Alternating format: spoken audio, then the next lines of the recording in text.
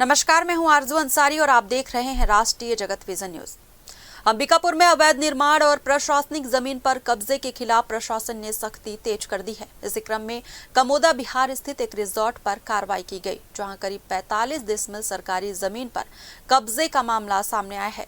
प्रशासनिक अधिकारियों की मौजूदगी में पटवारी और आरआई द्वारा जमीन की पैमाइश की जा रही है। कार्रवाई के दौरान भारी पुलिस बल तैनात रहा और प्रशासन बुलडोजर सहित मौके पर पहुंचा है। नापजोख पूरी होने के बाद अवैध हिस्से को हटाने की तैयारी की जा रही है। अधिकारियों का कहना है कि शासकीय भूमि पर अतिक्रमण किसी भी सूरत में बर्दाश्त नहीं किया जाएगा।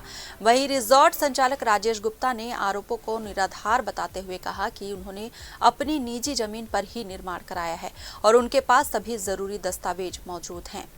एसडीएम बंसिंह नेताम ने बताया कि जनदर्शन में मिली शिकायत के आधार पर कार्रवाई की जा रही है। फिलहाल जमीन की नापजोख जारी है और यदि शासकीय भूमि पर कब्जा पाया गया तो नियमानुसार कार्रवाई की जाएगी।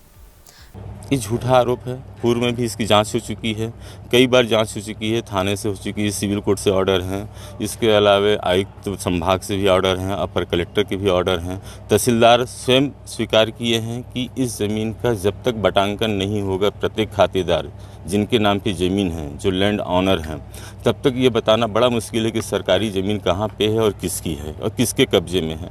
आज मुझे किस आधार पे इनके द्वारा बदनाम करने के लिए इस तरह के हथकंडे अपनाए जा रहे हैं और किसके द्वारा किया जा रहा है, प्रशासन ही बता पाएगा।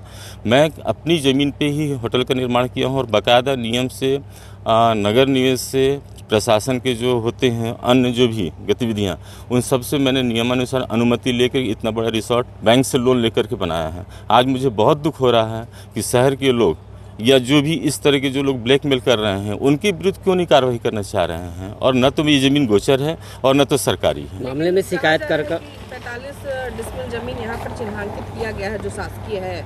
मैडम, आप उस प्रतिवेदन को बिल्कुल पढ़ें और देखें। उसमें ये भी लिखा हुआ है कि यह नहीं बताया जा सकता है कि किसके द्वारा अतिक्रमण किया गया है। एक संभावित है कि हो सकता है।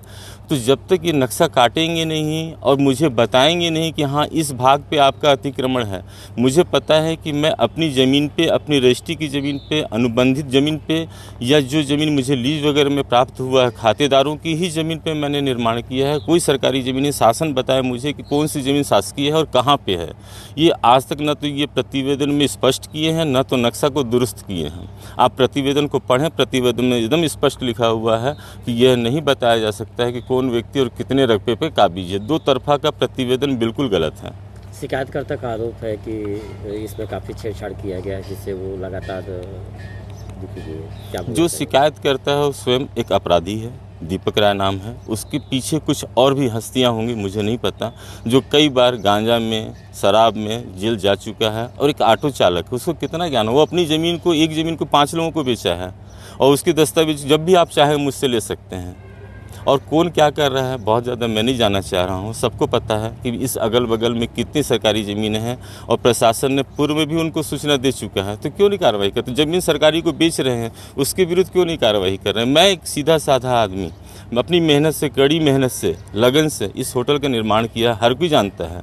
आज तक मेरी छवि इतनी ख़राब नहीं है। मैं प्रदेश के उपाध्यक्ष रहते हुए सरगुजा संभाग का अध्यक्ष भी रहा हूँ और मैं खुद एक विधि व्यवसायी हूँ। तो मैं गलत काम क्यों करूँगा?